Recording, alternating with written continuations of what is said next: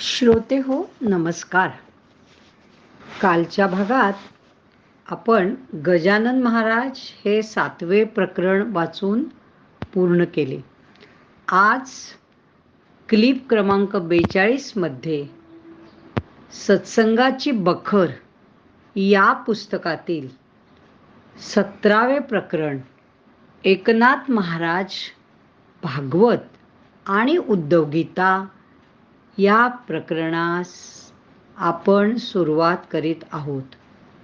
वाचन संध्या जोशी, मुंबई. प्रकरण 17वे एकनाथ महाराज भागवत आणि उद्धव गीता. वारकऱ्यांच्या आवडत्या भजनांमध्ये निवृत्ती, ज्ञानदेव, सोपान, मुक्ताबाई, एकनाथ, नामदेव, तुकाराम हा गजर सतत असतोच. निवृत्ती, ज्ञानदेव, सोपान, मुक्ताबाई, एकनाथ, नामदेव, तुकाराम. प्रत्येक शतकात महाराष्ट्रात विपुल संतांचा जन्म झाला आणि त्यांनी लोकोद्धाराचे कार्य अविरतपणे चालू ठेवले. त्या दृष्टीने महाराष्ट्र भाग्यवान आहे आणि आपणही या प्रांतात जन्माला आल्यामुळे भाग्यवानच आहोत. काळ आणि बाहेरची परिस्थिती कितीही प्रतिकूल असली तरी आपले ब्रीद पाळून संत सामान्य लोकांना अंतिम कल्याणाचा मार्ग दाखवित राहिले. आज आपण एकनाथ महाराजांविषयी व त्यांनी लिहिलेल्या भागवत ग्रंथातील श्रीकृष्ण उद्धव यांच्याविषयीच्या प्रकरणातील काही बोधप्रद प्रसंग पाहणार आहोत. महाभारताच्या काळात भगवान श्रीकृष्णाने अर्जुनाचा संभ्रम घालवण्यासाठी भगवद्गीता सांगितली. ती संस्कृतमध्ये आहे. अपौरुषेय वेद, उपनिषदे, षडशास्त्रे व पुराणे यात सांगितलेल्या तत्वज्ञानाचे सारच त्या एका ग्रंथात भगवंतांनी आणले.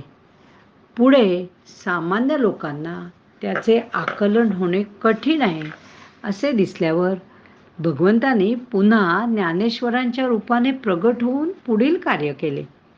अत्यंत लहान वयात गीतेवरील टीका ज्ञानेश्वरीच्या माध्यमातून मराठीमध्ये सर्वसामान्यांना त्याचा लाभ व्हावा म्हणून सांगितली.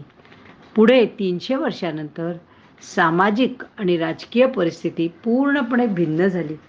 आपल्या देशाच्या अनेक प्रांतात परकीय सत्ता स्थापित झाली आणि पुन्हा लोक भरकटल्यासारखे सर्वत्र वातावरण होते.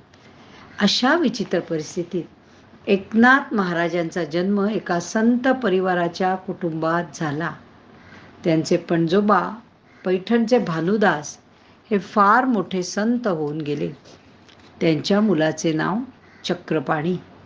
त्यांचे चिरंजीव सूर्यनारायण आणि सून रुक्मिणीबाई यांच्या पोटी एकनाथ महाराजांचा जन्म झाला.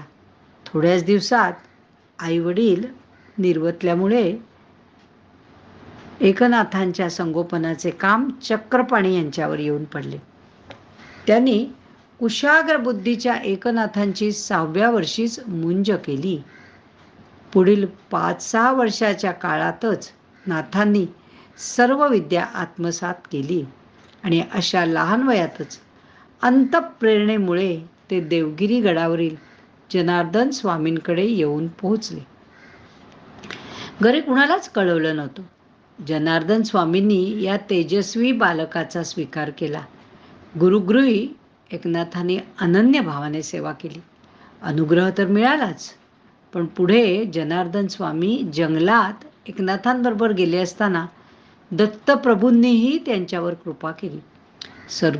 सद्गुरूंबरोबर तीर्थयात्रा झाल्या. त्यांच्या आज्ञेप्रमाणे चतुश्लोकी भागवतावर त्यांनी प्राकृतात टीका लिहिली. त्यांच्या जिभेवर सरस्वती सदैव खेळत होती. गुरु आज्ञेप्रमाणे एकनाथाने विवाह करून गृहस्थाश्रम स्वीकारला. पत्नीचे नाव गिरिजाबाई. त्यांचे कायमचे वास्तव्य पैठणला होते.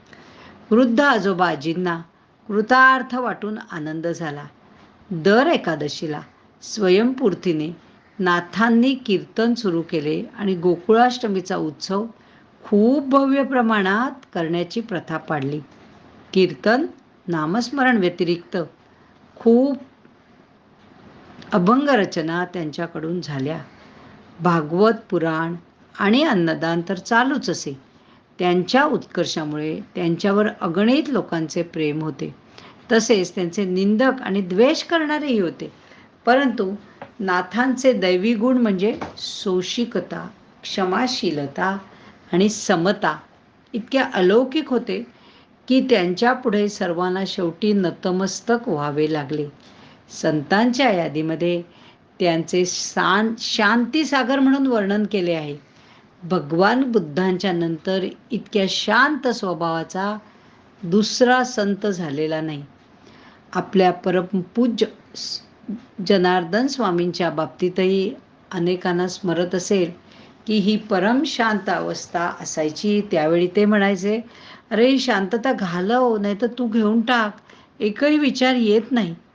अनेक जन्मांच्या खडतर तपश्चर्येनंतर मिळालेल्या शांततेची कल्पना तरी आपल्याला येईल का? त्यामुळे त्यांच्या बोलण्यावर काही प्रतिक्रिया न देता आम्ही निरुत्तर होत होतो. एकनाथ महाराजांच्या या विशेष गुणांबद्दल 2 गोष्टी सांगण्यासारख्या आहेत. नाथ महाराज गोदावरीत स्नान करून सकाळी येत असताना एका मुसलमान अंमलदाराने त्यांच्या अंगावर थुंकण्याचं काम केलं. नाथ काहीच बोलले नाहीत. ते पुन्हा स्नान करून आले. त्या अंमलदाराने पुन्हा पूर्वीसारखीच कृती केली. पुन्हा पुन्हा नाथ स्नानाला जाऊ लागल्यामुळे अंमलदारामध्येच काहीतरी आमूलाग्र बदल झाला. त्यानेच तर साष्टांग नमस्कार घालून क्षमा मागितली. त्यानेच नंतर साष्टांग नमस्कार घालून क्षमा मागितली. दुसऱ्या गोष्टीत शेजारच्या गावातला एक गरीब ब्राह्मण पैठणला आला आणि तेथील ब्रह्मवृंदांना आपल्या मुलाच्या मुंजीसाठी आर्थिक मदत करावी अशी विनंती केली. ते नाथांचे निंदक असल्यामुळे त्याने एक विचित्र अट घातली. ते म्हणाले, तू काहीही करून नाथांना राग येईल असे कर, म्हणजे आम्ही तुला हवे तेवढे पैसे देऊ. तो ब्राह्मण बेसावतपणे त्या अटीला भुलला. तो नाथांकडे कीर्तन ऐकायला आणि भोजन प्रसादासाठी गेला. नाथांच्या शांत स्वभावाविषयी त्यानेही थोडेफार ऐकले होते. नाथांचा दैवी गुण सामान्य नव्हता. कोणत्याही कारणाने आणि कोणत्याही परिस्थितीत रागच न येणे अशी नाथांची सहजावस्था होती. कीर्तनानंतर जेवणाची पंगत बसली व त्यात तो गरीब ब्राह्मणही होता. गिरिजाबाई सर्वांना प्रेमळपणे वाढत होत्या. अशावेळी त्या ब्राह्मणाने एक विचित्र काम केलं. एकदम उडी मारून तो गिरिजाबाईंच्या पाठीवर बसला. आपल्या या विपरीत कृतीमुळे नाथ रागावतील याची त्याला खात्री होती, परंतु झाले उलटेच. नाथ म्हणाले, गिरिजाबाई यांना आपल्या लहानपणाची अचानक आठवण आलेली दिसते. त्यांना हळू खाली उतरवा. काय हवं नको ते नीट विचारा. हे वाक्य ऐकल्यावर तो ब्राह्मण खजील झाला आणि ढसाढसा रडू लागला. नाथांची वारंवार क्षमा मागू लागला. चौकशी केल्यावर त्याने सांगितले, आपल्याला राग यावा म्हणून हे अविवेकी कृत्य घडले.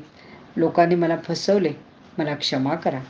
नाथांना पूर्ण उलगडावून सत्य समजल्यावर त्यांनी त्याला मुंजीसाठी आवश्यक रक्कम देऊ केली आणि म्हणाले, इतर भलत्यांच्या नादी लागण्यापेक्षा इथे सरळ आला असतास तर आपले काम या अगोदरच झाले असते.